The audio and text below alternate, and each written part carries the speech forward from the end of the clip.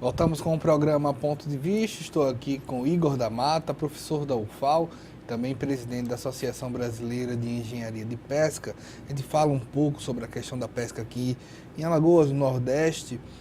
Como é que está a questão das características técnicas aqui da pesca? Nós temos uma defasagem de dados atualmente com a extinção do Ministério da Pesca. Os dados oficiais mais recentes, embora apresentem um elevado grau de incerteza, apontam que a região nordeste do Brasil é a principal produtora de pescado do país, né? Seriam cerca de 400 a 450 mil toneladas por ano. Alagoas, apesar de toda essa diversidade de ambientes e recursos, ela responderia por, no máximo, 5% dessa produção, dos quais cerca de 9 mil toneladas ano viria da pesca artesanal. Aí nós temos a piscicultura continental respondendo por praticamente toda a outra parte. No entanto, ela oscila muito ainda, pois ainda é muito dependente da doação de alevinos, né? A pesca continental por 400, 500 toneladas ano, eu acho que deve ser um pouco mais do que isso, né? Nós precisamos gerar dados melhores. E a aquicultura marinha, muito pouca aqui no estado. Nós temos muito menos do que poderia se produzir em termos de cultivo de ostra e o cultivo de camarão marinho, né, a carcinicultura marinha. Nós temos apenas uma fazenda aqui no estado, lá em Peroba, na divisa com Pernambuco. As principais pescarias de Alagoas, nós temos, em termos de volume, o camarão, ao longo de todo o litoral, com destaque lá para a região próxima à foz do Rio São Francisco, né, principalmente Pontal do Peba. Nós temos uma pescaria também, principalmente no Rio São Francisco, em termos de águas continentais. Temos alguma coisa de pesca de lagosta, principalmente no litoral norte. Nós temos aqui no litoral de Maceió e de Coruripe, que é o maior litoral do país, pesca de linha de mão com bastante relevância. Aí nós temos pescados de alto valor comercial, né? São dourados, cavalas, serra, arabaiana, cioba, né? Capturados com linha de mão. Nas lagoas, como eu falei, destaca-se, muitos pescadores sobrevivem da pesca da tainha, da carapeba, e nós temos uma relevante e tradicional produção de moluscos bivalves também, principalmente sururu e ostra. Para dar vazão, para dar mercado a essa produção, o caminho não seriam mais cooperativas ou já temos um número suficiente? Não temos. Existe pouca tradição de cooperativismo, né, na região Nordeste. É preciso, para a criação de uma cooperativa, que seja pensada na criação das devidas condições para que ela seja não apenas criada, mas que ela obtenha sucesso, né? É muito comum nas políticas públicas do Brasil, mesmo quando da criação de uma cooperativa, que ela não tenha uma vida longa, né? É preciso que a gente comece, através também desse almejado processo de educação e de capacitação de pescadores, que vá aos poucos se criando uma mentalidade mais coletiva. Os meios de produção são e a própria produção é extremamente individualizada. A FAO também afirma com muita clareza que não há desenvolvimento econômico na pesca artesanal sem cooperativismo. Tá? O que a gente observa é o seguinte, é que o pescador artesanal ele pode até progredir economicamente, mas muitas vezes ele deixa de ser pescador para se tornar um armador, para se tornar um atravessador, né? Para atuar como agente de comercialização de pescados. A criação de cooperativa passa também por, inevitavelmente, obras de infraestrutura, né? Para que eles possam, não estejam tão sujeitos às oscilações de mercado, não estejam tão sujeitos ao valor imediato de venda, né? Nesse caso, em termos econômicos, o pescador artesanal ele encontra uma condição semelhante ao do agricultor familiar, que, em não tendo condições para armazenar pelo menos uma parte da produção, ele é obrigado a vender toda a sua produção no momento do desembarque, muitas vezes, para o valor vigente, né?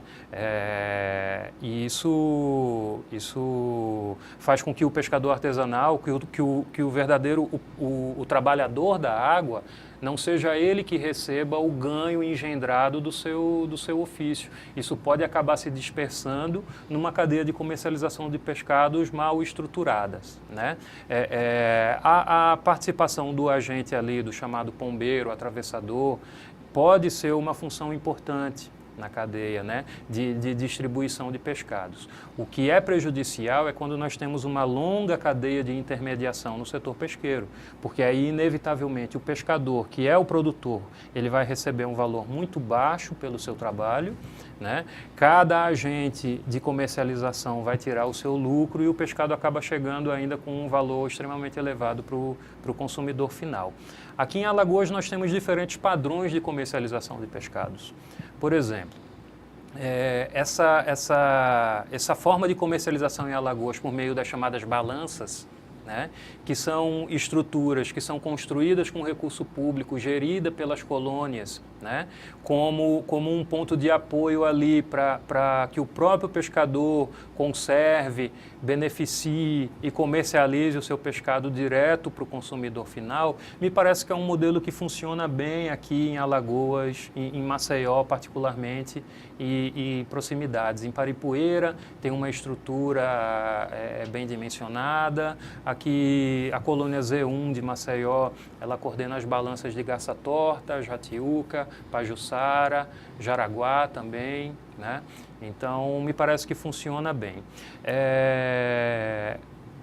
No Sururu apresenta a cadeia, existem vários trabalhos, vários autores, documentários que apresentam assim, as dificuldades ali do manuseio, né? O que poderia ser melhorado em termos de manuseio e beneficiamento de pescado e também de comercialização, né? Lá no Baixo São Francisco também existem dificuldades, né? Uma conservação e a comercialização a gente identifica que, a grosso modo, acaba sendo um tanto precária. No porto de Piaçabuçu, a produção pesqueira acaba indo praticamente toda para os barracões, né? Existem os donos de barracões e que comercializam, compram e comercializam esse pescado.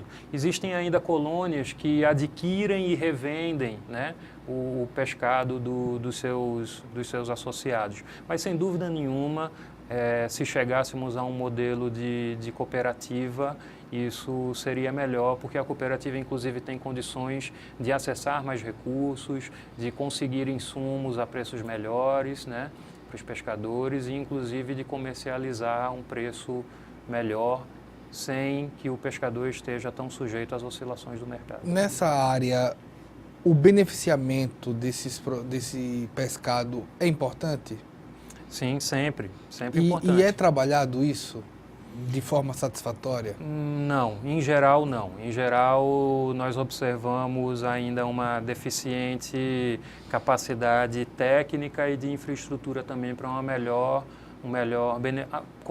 armazenamento e comercialização do pescado, para que se obtivessem preços melhores. Qual a perda que tem o setor da pesca com a extinção de um ministério como o da pesca? Sem dúvida é um retrocesso muito grande, né? É claro que nós achamos que o Ministério da Pesca,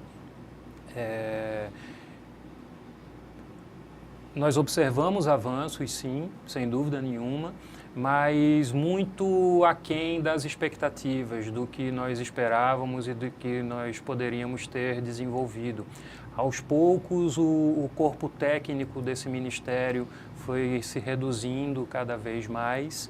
Então, uma pasta que já era pequena, a extinção dela nos joga novamente para uma maior dispersão dentro das políticas públicas do país.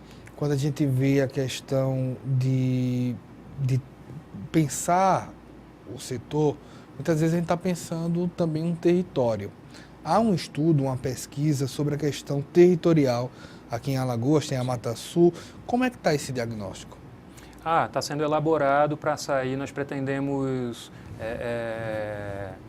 publicar um livro, né, sobre esse trabalho dos territórios. Foi um projeto que durou 2 anos, né, um edital do extinto Ministério do Desenvolvimento Agrário junto com o CNPq e Secretaria de Desenvolvimento Territorial, no qual a UFAL ficou responsável pela coordenação de 2 territórios em Alagoas. Um território é uma unidade, assim, um espaço físico que geralmente contempla alguns municípios com uma identificada afinidade, homogeneidade social, econômica, produtiva, política. Então, nós coordenamos os territórios do Litoral Sul, Mata Sul e áreas lacunares e o território do Baixo São Francisco. Então, nós geramos, inclusive, informações, no caso da pesca, um diagnóstico para esse território aqui de Maceió, esse enorme território aqui do entorno de Maceió,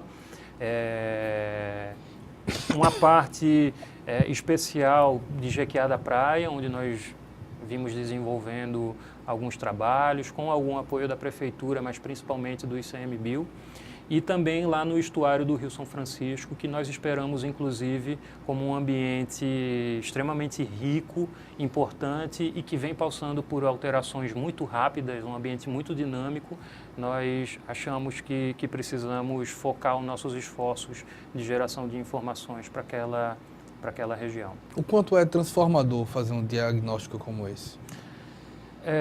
Bom, como eu falei, a gente acredita que esse diagnóstico é apontado, inclusive, como uma informação fundamental para qualquer possível medida de manejo de ordenamento pesqueiro, né? Você imagina o seguinte, Wendel, existe um recurso público para a construção de uma determinada unidade de beneficiamento em qualquer lugar de Alagoas para beneficiar um determinado recurso.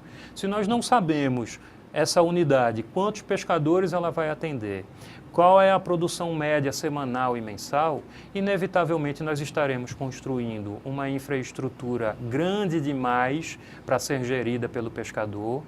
E isso geralmente a gente observa que não é criada a devida condição para que o pescador administre isso, mas sendo muito grande vai ficar economicamente inviável, né? Ou muito pequena que rapidamente vai ficar obsoleta. Então, só para citar um exemplo da necessidade dessas informações básicas para a construção de uma unidade de infraestrutura. Além disso, como eu falei também, essas informações são importantes como uma ferramenta de empoderamento da categoria da pesca, né?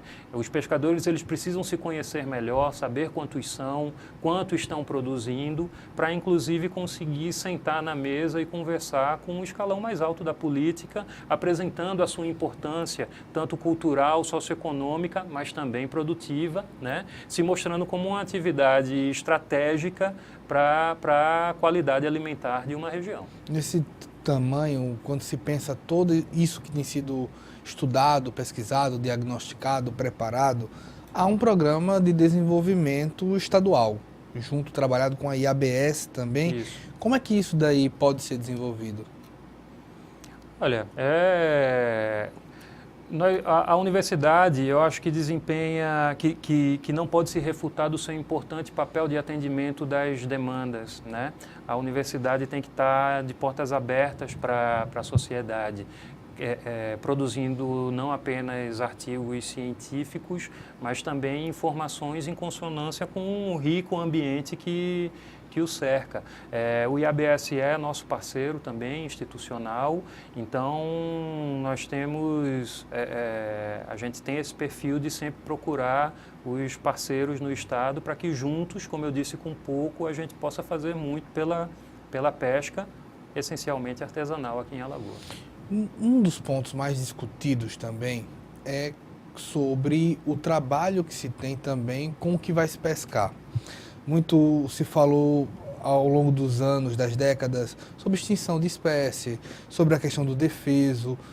O quanto é importante esse pescador se conscientizar, o quanto é importante trabalhar para que evitar uma extinção, um desequilíbrio? Olha, nós precisamos também, no Brasil, ainda carece de informações biológicas também sobre as espécies. E é importante que a gente, nessa interface do meio ambiente com o social, a gente entenda que o seguro-defeso, ele é um seguro-desemprego, né? Pago ao pescador artesanal durante um determinado período, aproximadamente reconhecido como uma importante época de reprodução ou desenvolvimento de alguma espécie. Aqui em Alagoas, nós temos 3 períodos de defeso principais, né? Nós temos o defeso da lagosta, como eu falei, tem alguma coisa, principalmente no litoral norte, de pesca de lagosta. Esse defeso ele vai de 31 de dezembro até maio, né? Quer dizer, praticamente a metade do ano, né? Nós temos o defeso para o camarão, para o arrasto de camarão, aqui nessa região do Nordeste é dividido em 2 partes, de 1º de abril até 15 de maio e de 1º de dezembro até 15 de janeiro, né? E nós temos o defeso, chamada Piracema, no Rio São Francisco, que vai aproximadamente de novembro até o final de fevereiro, né? Então, em se tratando de uma pescaria, como eu falei, multiespecífica, como sempre é a pesca artesanal, capturando várias espécies, isso torna ainda mais difícil o estabelecimento de um período de defeso, porque geralmente ele é voltado para uma espécie ali da composição das capturas, mas não tem como contemplar todas. Isso não tira a importância fundamental da pescaria, mas está mais do que provado que só o seguro defeso não vai garantir o interesse econômico da pesca e nem mesmo a sustentabilidade do recurso. Sobre esse assunto e mais outras questões, nós vamos falar no último bloco do programa Ponto de Vista, com Igor da Mata, professor da UFAL e presidente da Associação Brasileira de Engenharia de Pesca. A gente volta já.